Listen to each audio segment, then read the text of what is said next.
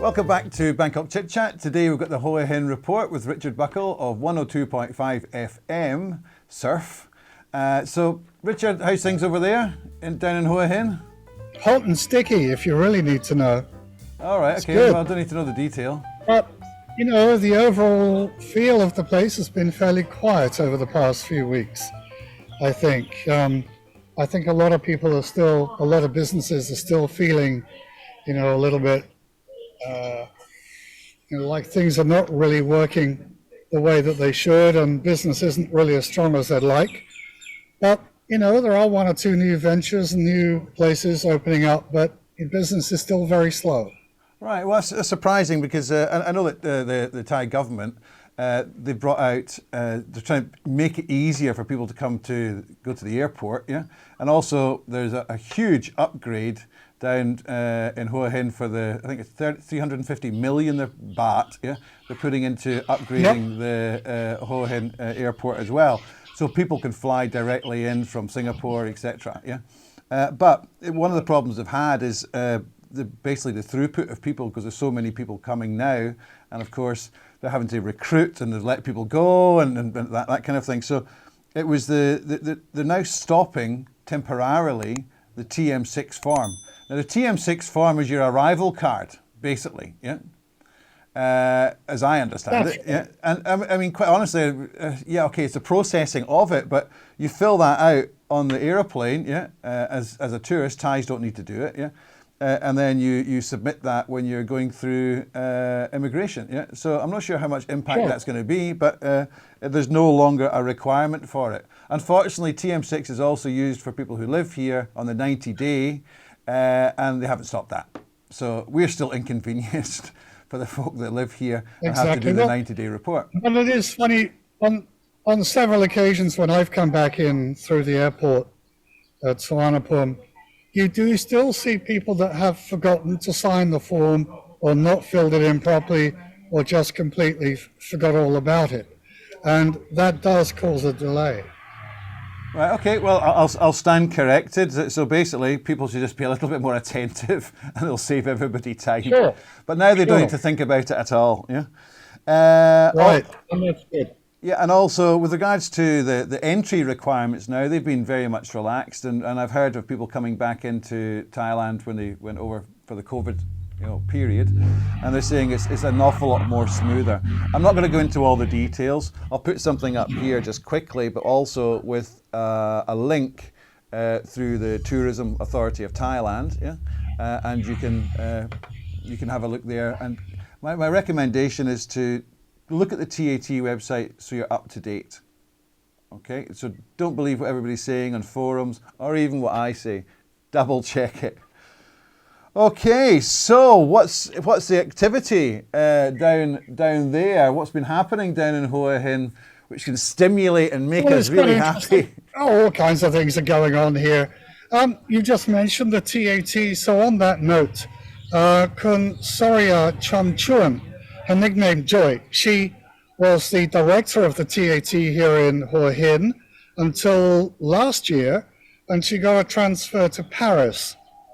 And just yesterday, I see Thailand has received the Travel Destination Award for 2022 in Paris, which I thought was interesting. There's a nice picture of her, in the local press here, because in fact I know her quite well. We attended quite a few, functions and events and things. But of course, I don't know quite why they're getting a Golden Travel Destination Award when there's hardly any travel, or has been hardly any travel.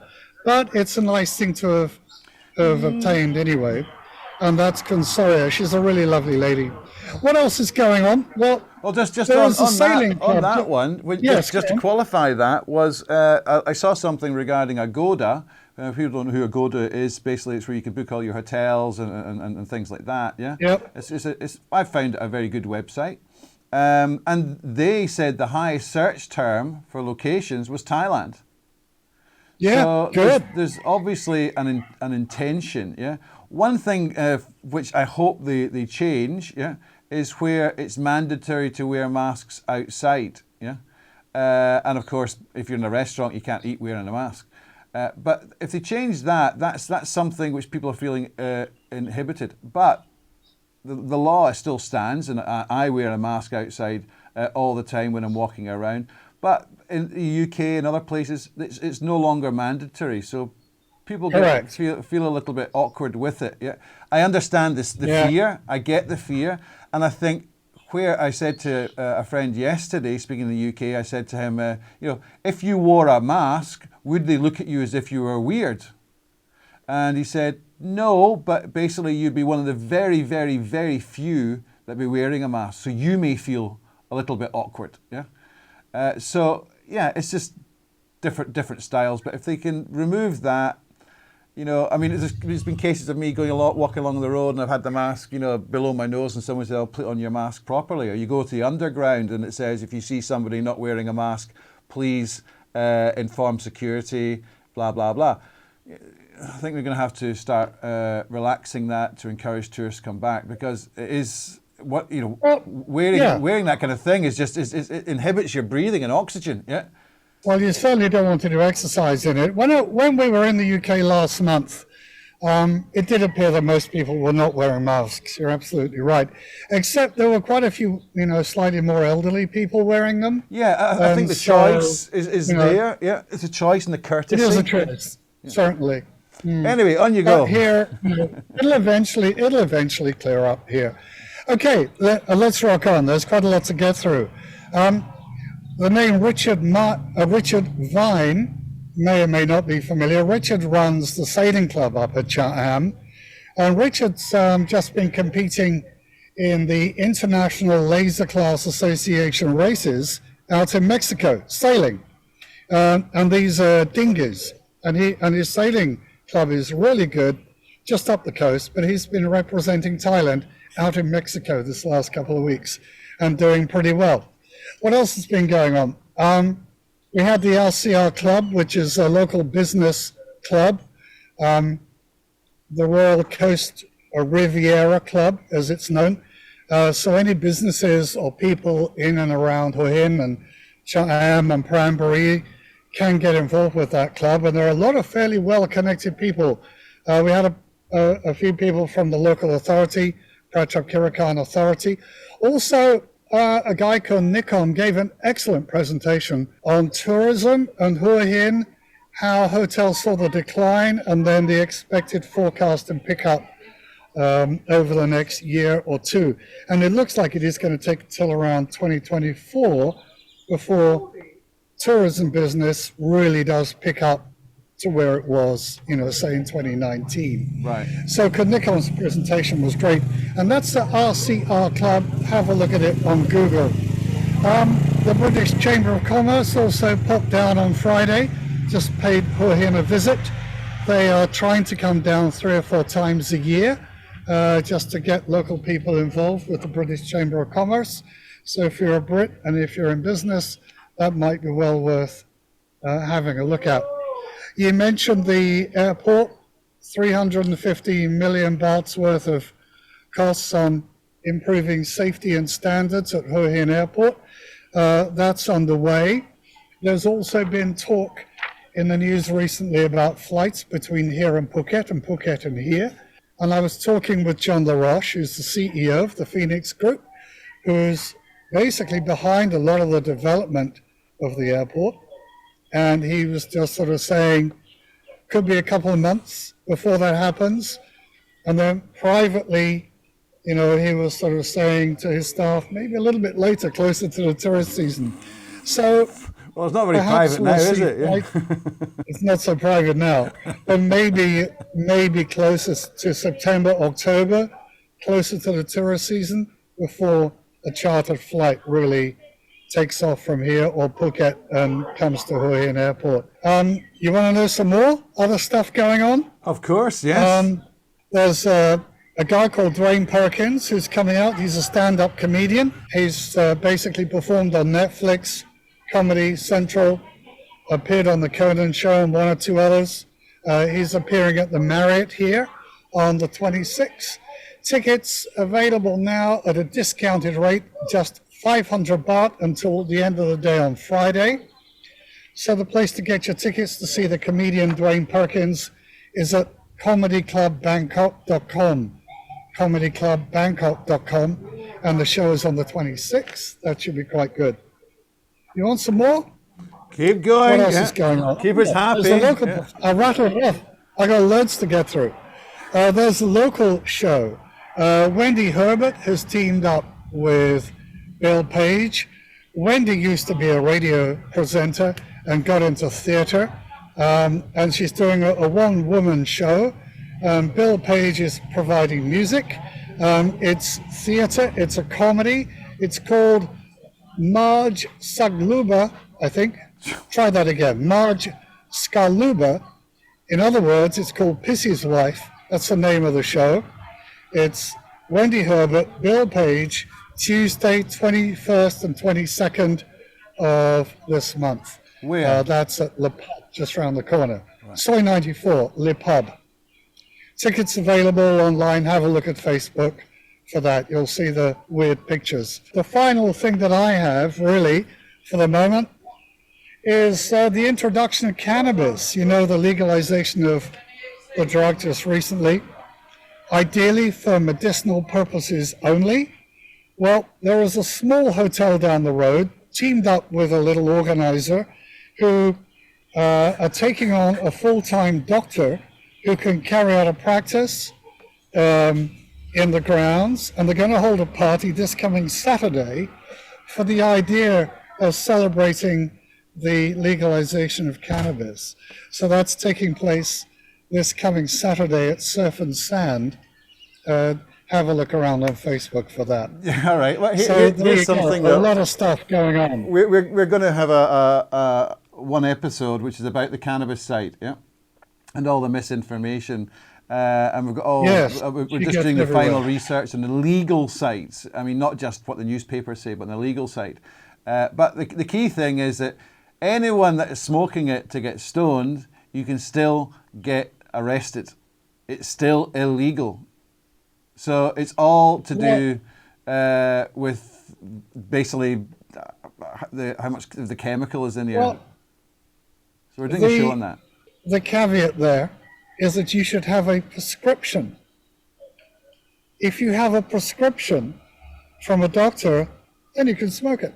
Or do whatever you want to do with it. No, but whichever way. Yeah, but it has to be. It has to be for medicinal purposes. That's our understanding. No, well, it's a little bit more than that. Basically, there's I forget the name quickly. TDS or something. I'm glad you're well informed. So basically, it's anything below 0.2%. Yeah, can be used, and there are certain plants that you can get which don't produce the buds for from what I understand. Hence the research, basically don't get you stoned. So it's still an illegal substance. It's dropped from the high category of going to jail for 25 years, but it's still an illegal substance. But in the UK, from what I understand, it's also illegal, but it's accepted, Well, I tell you what I'll do. Next time I come on, I'll come on with somebody who knows all about this and can clear it all up. What about that? That sounds great. Okay, next thing is, I see that there's stuff they're pushing Hua Hin. I mean, Hua Hin, Bangkok, Thailand's the center of the world. There's so many damn hubs here. They're talking about making Hua Hin the office and the kitchen of the globe. I mean, for food-wise, I think great. I mean, it's Thai food, and if you can have different regional foods there. Fantastic. It is a royal area, so why not represent the country on that basis in a tourist location as opposed to a big city. And then the office, I think it's a very clever idea because what they're trying to encourage is not to have big tower blocks, which I hope they don't have, but they have basically I forgot about the terminology. Basically, people moving around and working there. Was it Rome? That's right. Yes. Yeah. These shared work locations. Yes. Well, I think there are more of these things being set up all over the place, particularly around here. Some of the cafes and restaurants are setting up special areas for people to go in and work with your laptop or whatever, like I'm doing right here. I got my laptop, camera, documents, and I'm in a little coffee shop, and I'll still run out of coffee. So, you know, there are lots of these places just opening up all over. Yeah, but I think it's more than that, though. Where business is being done. It's more than that, because you've got to have a printer there, you've got a scanner, you have all the facilities that you would need. Yeah. And also maybe meeting room, this kind of stuff. But having people come, also they're changing the visa requirements for people who are moving around and working on the road. Yeah. Yes. I think that is really good. And Hua Hin, I must admit, is ideal for that. Ideal. Oh, it is absolutely fantastic. To have these little working stations is really good. You know, and the bigger ones can have meeting rooms. But a lot of people don't even need that. You know, just a good coffee shop with some peace and quiet, and areas where people can get some good internet and basically just get on. It seems to work. Well, what we're doing just now in ClipCube Media is we have an upstairs area. It's got meeting room, sound room.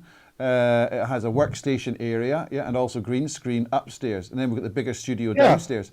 So we're going to be opening that up to for films and things. So we've got a central location, and I think it's just the way to go, because we have a lot of space. Certainly.